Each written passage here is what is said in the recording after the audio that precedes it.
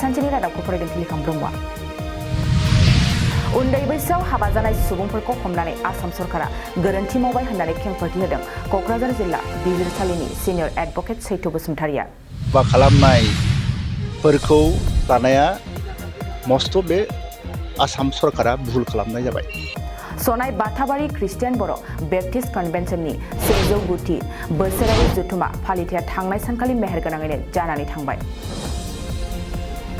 परबतजरा जिल्ला बर' थुनलाइ आफादनि 16थि बासबारि गुदि बर' थुनलाइ आफादनि 29थि आरो परबतजरा जिल्ला बर' हारिमु आफादनि 5थि बोसोरारि जथुमाया थांनाय सानखालि मेहेरगोनाङै जानानै थांबाय।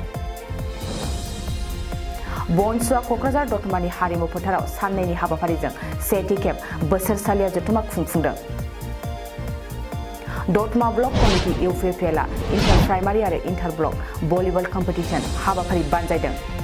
আমাৰ দতমা ব্লক যুৱ শাখাই ইয়াত ভলিবল কম্পিটিশ্যনটো আজিৰ পৰা আয়োজন কৰিছে আৰু লগতে তেওঁলোকে বেডমিণ্টনখনো কম্পিটিশ্যন হিচাপে ইয়াত আয়োজন কৰিব লৈছে। মই তাৰ কাৰণে প্ৰথমতে ৰাজনৈতিক দল হ'লেও যেহেতু তেওঁলোকে ক্ৰীড়া জগতখন উন্নয়ন কৰিবৰ কাৰণে অৰ্থাৎ আমাৰ যুৱ শাখা বা যুৱকসকলক খেলৰ প্ৰতি আকৰ্ষণ আনিবৰ কাৰণে খেলৰ কম্পিটিশ্যন অৰ্থাৎ স্পৰ্টছ কম্পিটিশ্যনবিলাক লৈ আছে। তাৰ কাৰণে মই তেখেতসকলক ধন্যবাদ জ্ঞাপন কৰিছোঁ।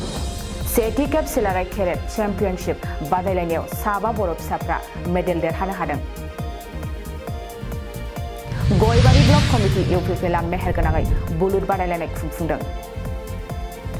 खुंफुंजानो गोनां श्रीमन्त शंकरदेव संघनि 92थि बोसोरसालिया जथुमानि थाखाय धेमाजि जिल्ला इउबिपिअ एक्स बेल्टि वेलफेयार एस'सिएशन आबोब जथायै साखोन सिखोन खालामनाय हाबाफारि लादों। जनाय दख'ना एबसुआ 2023 मायथाइनि मेट्रिक आनजाद होग्रा फरायसाफोरखौ लानानै स्टुडेन्ट मटिभेशन प्रग्राम हाबाफारि लादों।